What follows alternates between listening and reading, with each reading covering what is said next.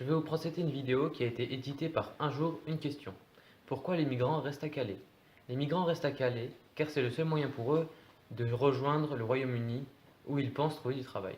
Les migrants quittent leur pays à cause des guerres, des famines et croient qu'ils auraient plus d'opportunités en Europe de l'Ouest. Certains parlent anglais, ce qui pourrait faciliter leur passage. Les autorisations d'entrée sur le sol anglais sont très longues et très souvent refusées.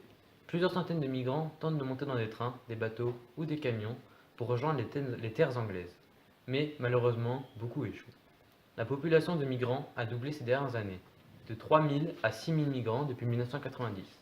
Mais avant de tenter leur chance, les immigrants vivent dans des bidonvilles qu'ils ont construits avec des matériaux de récupération.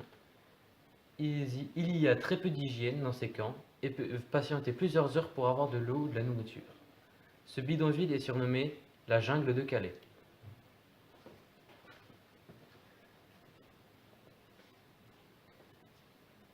D'après une autre vidéo de France 3 Hauts-de-France, les migrants ont établi un camp qui se nomme la New Jungle à côté du centre d'accueil Jules Ferry où est distribué douches et repas.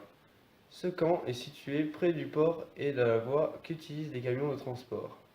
Cet endroit est le plus proche de l'Angleterre, seulement 33 km.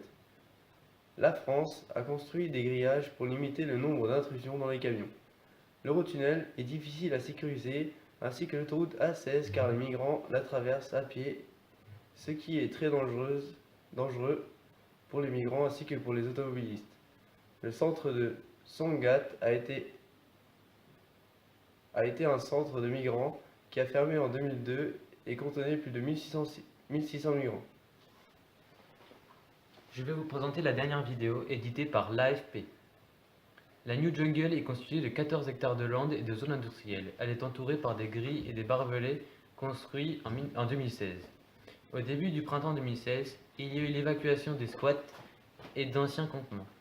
L'installation de douches d'électricité et de distribution de repas ont été installées au cours de cette année et de l'année dernière. Le camp peut accueillir 1500 personnes, mais en contient presque le double. Ici, il y a des réfugiés qui sont depuis plus de 3 mois. Il y a un très gros manque d'hygiène. Très souvent, il y a des distributions de vêtements offertes par l'Union européenne ou la France, ou même l'Angleterre. La France a construit une école pour instruire les adultes, et bientôt une autre école sera ouverte pour instruire les enfants. J'espère que cette vidéo vous aura plu.